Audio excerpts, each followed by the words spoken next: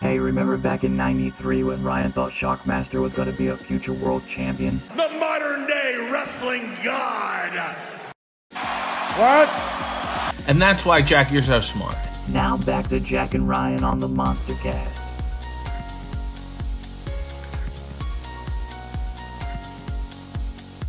It's Sting's gift. Now, it wasn't on any of my top 5, unfortunately, which a lot of people seem to like, and I appreciate that, guys. But it wasn't in the top 5.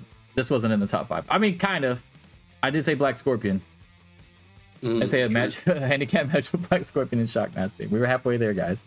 Anyway, this gift from Tony Khan was Ric Flair. The music was done by Mikey Ruckus. He said he had 5 hours to do it. He was notified 5 hours before the show or before he had to have it or whatever.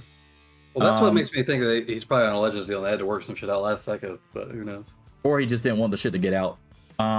Because clearly Sting was genuinely shocked. Yeah. That Flair came out, as a lot of people were when you think about all the stuff you were talking about, like the Legends deal and all that other stuff, and the shit that Flair talks about AEW every now and then because Flair's lost his fucking mind. I will say that the segment itself, in a vacuum, was great. It was great. Christian was obviously shined as the star. Sting did really good. Sting showed real emotion. That Flair came out. It seemed like only really Darby and Tony Schiavone that were out there knew that it was Flair. And then, of course, you had the way that the shit played out. And I don't know if it was literally down to a T where they were rehearsing this shit, because how could you? Because no one knew that Flair was coming out there. But the limited mic time for Flair with a live mic was fantastic. Yeah. So he came out there, said what he needed to say. As soon as he said what he needed to say, Christian's music hits. Before Flair can fucking respond on the live mic, who has the microphone in his hand, Sting takes it. So he can't do it. Then as soon as Sting is done, Sting's music starts playing. Yeah. So like you can't have Flair come in there with a live mic taking over this fucking show and running into time constraints later on for other matches that need matches. So I think the way that it played out was perfect. I don't know if it's going to be like that every time with Flair on the live mic, but apparently Flair is sticking around according to what was implied there, at least until March when Sting retires. That's what I gathered from the whole thing. Yeah, there's going to be some more risk management type stuff implemented, I'm sure. You could tell the way that segment was put together was like to limit any possibility of him saying some weird shit.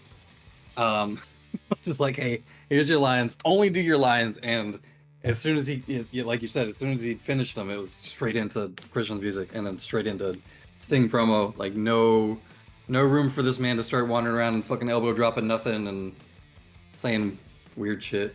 He did go to the ropes, though. He did go to the ropes. He looked like he was going to elbow drop something for a second. He did go to the ropes. I feel like if he is supposed to be there till March, I wouldn't mind a segment with him and Jay Lethal.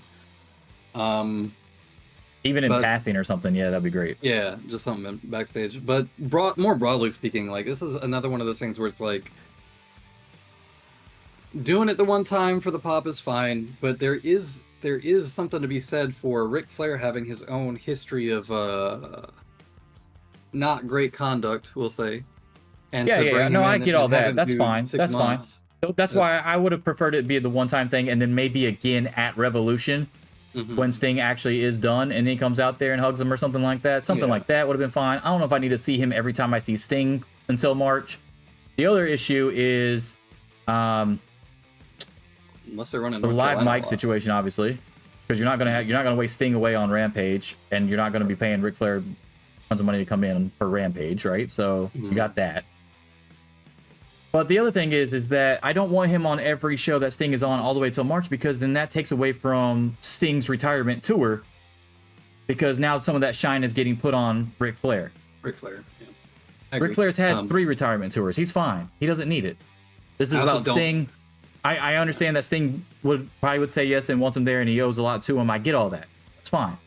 But that moment on Dynamite and then a moment at Revolution, and I'm good. I don't need to see Flair every fucking time. Yeah, I agree. And also, I don't not even just need to see him. Like, I feel like with Flair, everybody is like, they see him and they cheer because it's Ric Flair. Then everybody's like waiting with anticipation for him to say some weird shit anytime he has a mic. So yeah, I don't need him doing promos. I don't need him like doing really anything. Just you did your one piece. You can come back and do like an interference spot at the pay-per-view. Maybe save somebody who's or beat up somebody who's trying to interfere or something like that. Like this. Yeah, beat up somebody that's trying to interfere. Put them on in a figure 4 on the outside of the ring or something like that.